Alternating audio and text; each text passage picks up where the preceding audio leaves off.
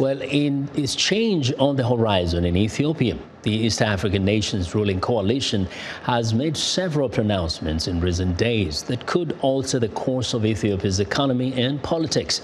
The government now says it will fully accept and implement a peace agreement with Eritrea that was signed in 2000. The Horn of Africa neighbors have been at odds for about 2 decades of a boundary dispute that triggered a war in 1998. Trouble began when Eritrea invaded what Ethiopia considered its territory. The war ended in 2000, but since then, the two countries have been in a state of what observers say is a state of no war and no peace. In another surprise move, Ethiopia's parliament approved the government's decision to lift a 6-month state of emergency 2 months earlier than planned. The government imposed emergency rule in February to clamp down on unrest sparked by a planned development scheme for the capital, Addis Ababa. The government says it will also open state-run telecoms monopoly and state-owned Ethiopian airlines to private domestic and foreign investment.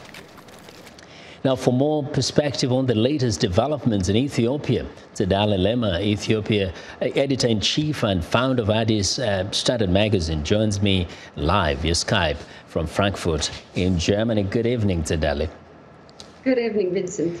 So what has been your reaction to this rather kind of quick movement of things in Addis Ababa?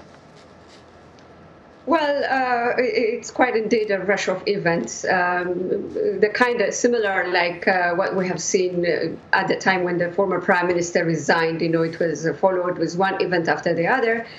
This time it's just the flip side of that rush of events happening. There are indeed, as you said, extremely positive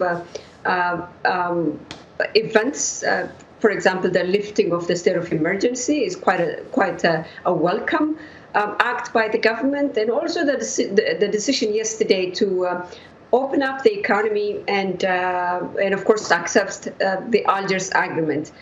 These are all good signs, but we're still waiting for details on the how of all, how this is going to happen. And Ethiopians are really asking a lot of questions, and the government did not subject itself to public opinions so far. There has not been any media briefing from the Prime Minister himself, other than himself talking to in an event this morning. So we're waiting for details to come out, and I think right now the people do have a lot of questions to ask. Yes. Now, what does this tell us? For the longest time we said the system in Ethiopia is stronger, the coalition is stronger than the individual, but it looks like the Prime Minister has so much influence. Or what do you read into all these announcements?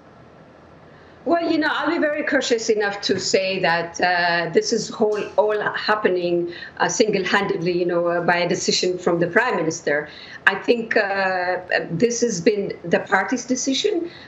This has been driven by the situation the party found itself after 4 years relentless protest of the Ethiopian people, the Oromo and the Amhara. They have understood that it is really essential to make the necessary changes to reform the party and reinvent itself. So this is, I think, it's still a collective decision.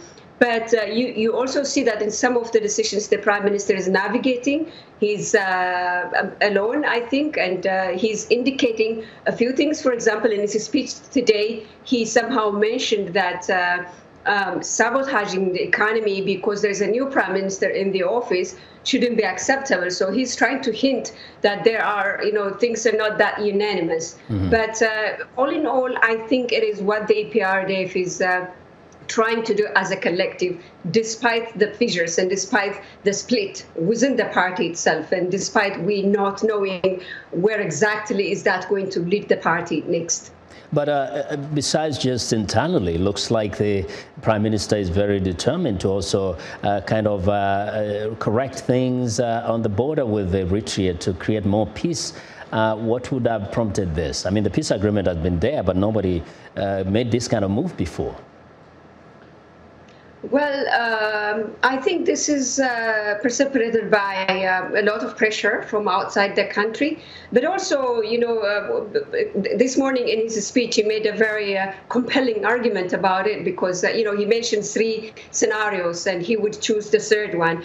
The first one is war with Eritrea, which is unacceptable, he said, and the second one is to continue with the status quo of no peace and no war, but costly nonetheless. So he said this is not also an option. So the third one is to agree to the international binding agreement that Ethiopia has signed itself 16 years ago, and to go on and move the economy. And I think it's also dictated by the geopolitics happenings in the area, in the Horn of Africa. There are lots of activities happening, and the Prime Minister made it very clear in his first weeks in the office that rebooting Ethiopia's diplomatic muscle is one of his priorities. So it is also dictated by events happening in the Horn of Africa. Either way, I think it's a very good decision. The public are divided about it, and which is expected. People are still expecting more details to come out, but all in all, this is a very good decision that he made. We'll keep watching. Thank you very much, Tsedale, for joining us today. Thanks for having me. That's Tsedale Lemma, who is editor-in-chief and founder of Addis Standard magazine.